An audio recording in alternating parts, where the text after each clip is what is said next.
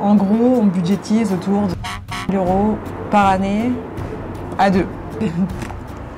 J'arrive pas. Le tour du monde. Bah, oui. J'arrive pas, je trouve le sien.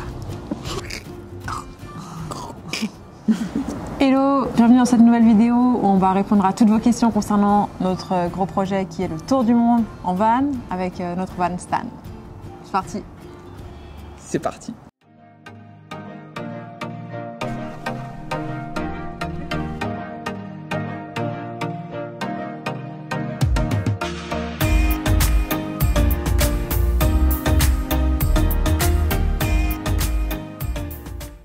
Ok, du coup, première question, celle qui est revenue presque le plus souvent, quand est-ce qu'on part? Alors du coup à la base on devait partir en octobre, mais on a dû repousser notre départ à février. Du coup je crois que la date officielle c'est le 7 février? Non, le 6. Le 6, ok. Un jour de plus. Peut-être le 5. On verra. Bref, le premier week-end de février. Du coup, n'oubliez pas d'aller nous suivre sur Instagram pour pas louper notre départ et suivre toutes nos aventures. Du coup prochaine question, qui va un peu dans la même idée que la première. Par où va-t-on commencer? Alors, on commence par l'Espagne. Toi, tu mets pas de suspense, hein, rien du tout. Non. Alors, on part de Suisse et on ne voulait pas aller dans un pays qui fait trop froid, on part par la route, du coup forcément on arrive en Espagne. En plus de ça, on adore l'Espagne, Karim il y est allé plusieurs fois, on a été à Barcelone il n'y a pas longtemps, c'est vraiment un pays avec une ambiance de vie, un mood qu'on apprécie. Du coup on va commencer par là, et puis à la base on voulait aller assez rapidement en Amérique, envoyer notre van au Canada.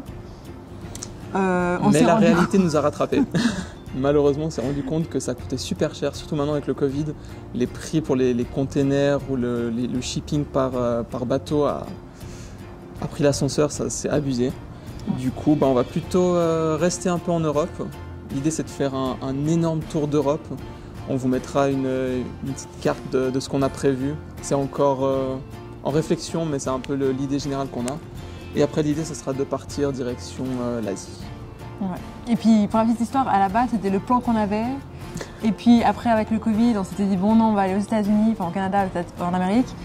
Puis finalement, on retourne sur le plan initial. Donc autant dire que l'itinéraire a changé 15 fois et qu'il risque de changer encore. C'est clair. Une bonne quinzaine de fois. Donc on verra. Ok, ensuite on nous a aussi pas mal demandé quel pays on avait le plus envie de visiter.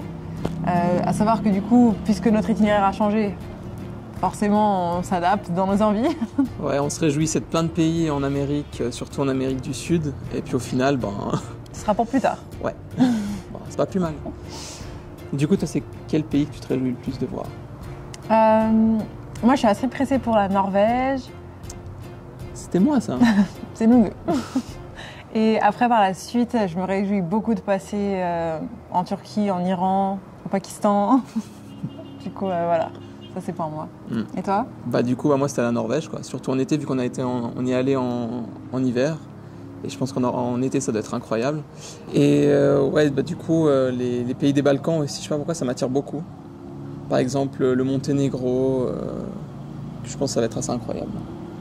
Ouais, et puis même, je pense qu'il y a aussi pas mal de pays un peu moins connus, un peu moins touristiques, comme la Lituanie, l'Estonie. Les pays baltes. Les pays baltes, de toute façon. Et puis d'autres régions qui sont vachement moins connues, qui vont pas mal nous surprendre. Et je pense que si vous cherchez des idées d'inspiration pour des voyages hors des sentiers battus, peut-être qu'on va pouvoir vous aider un petit peu. Sûrement même. Ok, évidemment, planifier un tour du monde en pleine pandémie mondiale, c'est pas évident. Et on nous a beaucoup demandé, est-ce que le Covid rend la planification un petit peu difficile? Qu'est-ce que tu en penses? Pas qu'un peu. Pas qu'un peu. Comme on l'a déjà dit, on a changé plein de fois nos plans. Même là, à 1 mois et demi du départ, on a décidé de tout changer parce que c'était trop cher, quoi. Et du coup, ouais, en plus, forcément, on sait quand on va partir, il y aura aussi des changements parce que certaines restrictions vont changer. Dans certains pays, on ne pourra pas rentrer. Du coup, c'est hyper compliqué. Mais au moins, l'avantage, c'est comme on est en van, si on doit rester plus longtemps dans un pays, ça pose pas vraiment de problème en soi. On n'a pas le risque de se voir faire annuler des avions ou comme ça. Donc, je pense que c'est un peu une chance. Mais oui, le Covid, C'est très difficile pour les nerfs, ouais. Bah forcément, en fait, on doit regarder toutes les restrictions, suivre ce qui se passe, les quarantaines, les tests, combien de doses de vaccin, Ouais. voilà, toutes ces questions. Mais c'est vrai que le fait d'être en van, ça nous offre une liberté qui est vraiment appréciée dans ces temps-là. Ouais. Et appréciable, ouais. Ouais. Clairement. Et du coup, une autre question qui nous a été beaucoup posée, c'est combien de temps va durer notre tour du monde? Toute la vie. Si seulement. Non, en vrai, on aimerait bien. À voir si les finances arrivent à suivre, évidemment. Là, on part dans une idée de 2 à 3 ans, parce qu'on a vraiment envie de prendre le temps dans chaque pays, de s'imprégner de la culture locale, d'aller à la rencontre des personnes, par rapport aussi à un projet qu'on a, dont on vous parlera après. Et du coup, on n'a pas envie d'être pressé par le temps, de se dire on fait 2 semaines dans chaque pays, par exemple. Enfin, ça ferait pas sens pour nous. Comme on part pas non plus avec l'idée de faire le plus de pays possible, c'est vraiment juste, on veut voyager aussi longtemps que possible dans autant de pays qu'on arrivera à faire sans se mettre la pression et en espérant que les finances suivent. Ouais, c'est ça. Enfin, si on se plaît dans un pays, on va y rester plus longtemps. Si on se sent pas très bien dans un autre, ben, on va juste partir, quoi. Ça sert à rien de forcer si ça nous plaît pas, quoi. Et oui, du coup, là, ce sera surtout les finances qui vont faire ça. Et restez bien jusqu'à la fin de la vidéo, comme ça on vous dira ce qu'il en est au niveau du budget. Et aussi une question qui nous a été posée, qu'on trouve super intéressante, c'est est-ce qu'on ne va pas trouver le van trop petit à un moment? Ok, alors pour vous donner une idée de la taille, le van, donc l'espace habitable, fait 5 mètres carrés, 5,5 mètres carrés. J'ai pas voulu savoir. Sachant que la moitié est occupée par le lit. Hein. Ouais. Donc c'est vraiment pas immense. Mais notre but, c'est pas de rester dans le van. Donc le van, pour nous, c'est notre moyen de transport. Évidemment, ça va être notre maison avec notre lit et la cuisine. Mais on a acheté un salon de camping, en fait, une espèce de tente qu'on met à côté du van, donc qui nous rajoute quelque chose comme 7 mètres carrés. Donc c'est pas mal, on double déjà l'espace habitable. C'est appréciable, ouais. Et le but, c'est de manger dehors quand on peut, de travailler dehors tant qu'on peut, et vraiment de faire des randonnées, de passer du temps dehors. Donc voilà, moi, ça me fait pas trop peur. Si on arrive à garder l'équilibre, à passer pas mal de temps dehors, je pense qu'on sera pas mal. Much later. Bon, après une petite interruption de 2 jours, un passage chez le coiffeur et un changement de décor, on est de retour pour filmer la deuxième vidéo, enfin la deuxième partie de cette vidéo. Oui. Et une autre question qui est assez intéressante, qui permet de réfléchir pas mal, c'est quelle est ta plus grande peur pour ce voyage? Bah, je dirais que c'est qu'on ait des gros problèmes mécaniques. Et c'est un peu le gros risque avec le fait de partir en van, quoi, parce qu'on ne sait pas trop ce qui peut nous arriver. On n'a pas vraiment prévu de rester que sur les autoroutes. On aimerait bien aller sur des pistes de sable, passer dans les cailloux. On n'a pas pris un 4x4 pour rien. C'est ça. Et sinon, d'un point de vue un peu plus existentiel ou philosophique, je dirais que c'est est-ce qu'on fait les bons choix en fait? Est-ce qu'on a raison d'avoir fini nos études et puis au lieu de trouver un petit job pépère, de partir et puis de tout, entre guillemets, tout plaquer et de partir à l'aventure? C'est un peu une question qui nous a beaucoup occupé l'esprit pendant cette dernière année, je dirais. Et toi? Bah forcément, le van, il n'est pas tout jeune, il a 20 ans quasiment. Donc ça fait se poser quelques questions sur ce qui va tenir le coup, mais on lui fait confiance. Et effectivement, je pense que peu importe les choix qu'on fait dans la vie, on se posera toujours la question est-ce que c'est le bon choix ou pas. Moi, j'ai juste peur qu'au bout de 2-3 mois, on en ait déjà marre. Parce que ce ne sera pas facile, voilà. Mais c'est juste une question d'adaptation, je pense. Et enfin, le grand moment tant attendu. La question la plus posée. Ouais. En même temps, c'est normal quand ça parle d'argent, ça intéresse tout de suite les gens. Quel est notre budget? Forcément estimé, parce que on l'a pas encore vécu, donc ça ne sera que estimé. Alors, on part du principe que le fait de partir en van, ça a été un investissement au départ, parce qu'on a dû acheter le véhicule et l'aménager. Ça a été un beau budget. On a fait une vidéo sur ce sujet-là.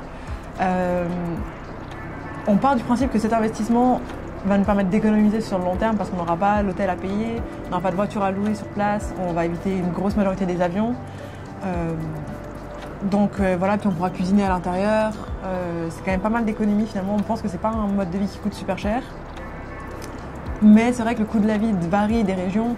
Là, en partant en Europe, on sait que les pays nordiques vont être un budget pour nous, qu'on compensera par la suite en allant en Asie, par exemple. Enfin, voilà, du coup, c'est toute une question d'équilibre. Ou même l'Europe du Sud. Même l'Europe du Sud. Et notre plus grosse dépense, à la place d'un loyer à payer dans votre maison, pour nous, ce sera l'essence. Pareil, ça va dépendre des pays, du coup, le budget essence. Et en gros, on budgétise autour de 15 000 € par année à deux. Alors, certaines personnes pensent qu'on est trop optimiste, d'autres que c'est réaliste. On vous tiendra au courant. On verra dans un an.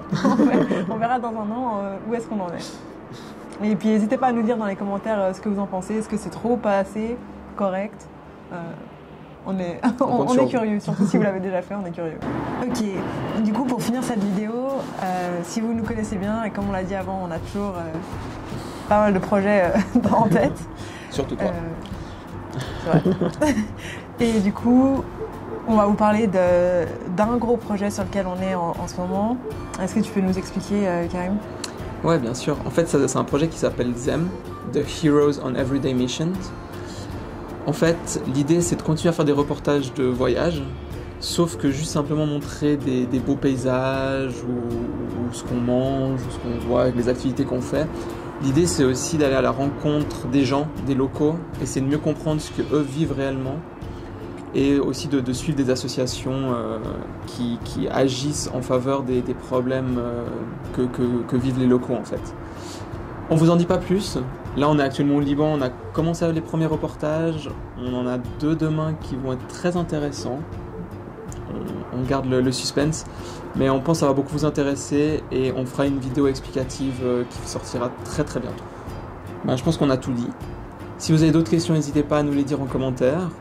Si vous avez aimé cette vidéo et que vous voulez plus en apprendre sur nous, n'hésitez pas à vous abonner, liker la vidéo. Et on prépare plein de choses. On n'a pas été très présents ces derniers temps, mais on prépare plein de choses pour le futur et surtout là avec le tour du monde qui commence. Donc restez bien connectés. Et je rajouterais juste que du coup, si vous êtes intéressé par la van life ou par des voyages autour du monde ou par des documentaires sociaux et environnementaux, vous êtes sur la bonne chaîne. À bientôt. À bientôt.